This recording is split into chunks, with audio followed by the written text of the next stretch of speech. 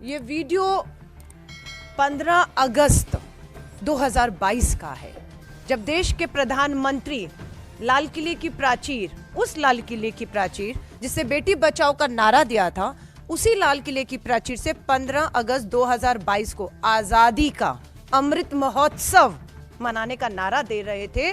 कथनी थी और करनी ये थी कि 15 अगस्त 2012 को देश की बेटी, उस समय 21 साल की, 5 महीने के गर्भ से थी, 11 लोग सामूहिक बलात्कार करते हैं, परिवार के सदस्यों की हत्या करते हैं, जिसमें 3 साल की मासूम बच्ची भी शामिल थी, उनको रिहा करते हैं और उसका जश्न, उनका स्वागत हार, मालाओं से, मिठाई से विश्व हिंदू परिषद के दफ्तर में होता है। और आप देख रहे हैं इन सबका स्वागत हुआ। स्वागत के जश्न के मंच पर भाजपा के विधायक और भाजपा के सांसद इन 11 हत्यारे, बलात्कार के दोषियों के साथ मंच शेयर करते हैं। सुप्रीम कोर्ट के आज के फैसले ने, मैं आपको यकीन दिला रही हूं, महिला हूं, देश की करोड़ों बेटियां जो न्याय की उम्मीद में अदालतों में उनके पिता और भाई के साथ लगातार चक्कर काट रहे हैं, उनकी उम्मीदों को जिंदा रखने का काम सुप्रीम कोर्ट के आज के फैसले ने किया है। आजादी का अमृत महोत्सव, एक तरफ नारा, दूसरी तरफ बलात्कारियों की रिहाई और उसके बारे में उसका जश्न। हम सिर्फ एक ही मांग करते हैं देश के प्रधानमंत्री और भाजपा को, सुप्रीम कोर्ट के इस फैसले के बाद देश की बेटियों से, करोड़ों बेटियों से देश से माफी मांगनी चाहिए। आप पूरी तरह बेनकाब हो चुके हैं। सुप्रीम कोर्ट अगर आदेश ना देता तो ब्रजभूषण शरण के खिलाफ एफआईआर करने की किसी की हिम्मत नहीं थी। हाल ही में जो रामदुलार गौर एमएलए पर हुआ, 2014 का मामला है।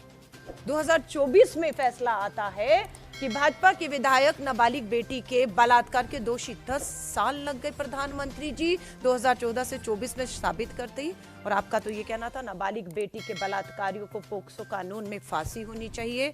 अभी तक ये सभी के सभी भाजपा के सम्मानित संस्कारी सदस्य हैं, पार्टी से बाहर नहीं किए गए। संख्या ताकत के दम पर केंद्र की भाजपा सरकार ने सुप्रीम कोर्ट के फैसलों को अध्यादेश के मामले से पार्लियामेंट में पलटने का काम किया है।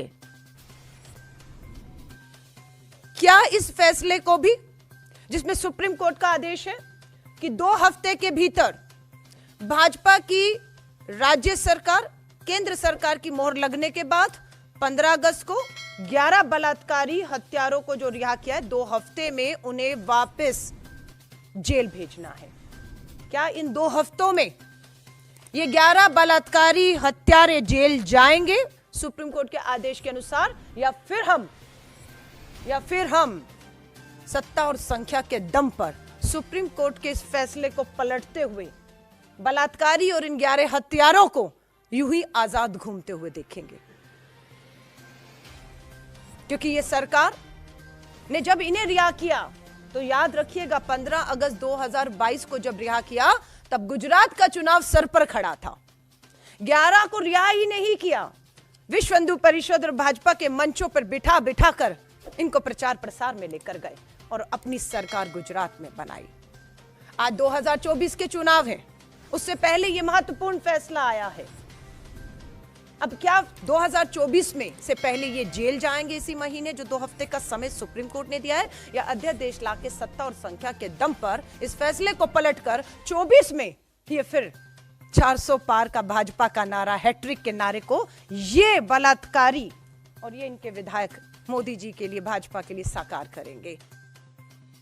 सब्सक्राइब कीजिए न्यूज रिएक्शन चैनल को और प्रेस कीजिए नोटिफिकेशन बेल को, ताकि आप पास के लेटेस्ट न्यूज अपडेट्स सबसे पहले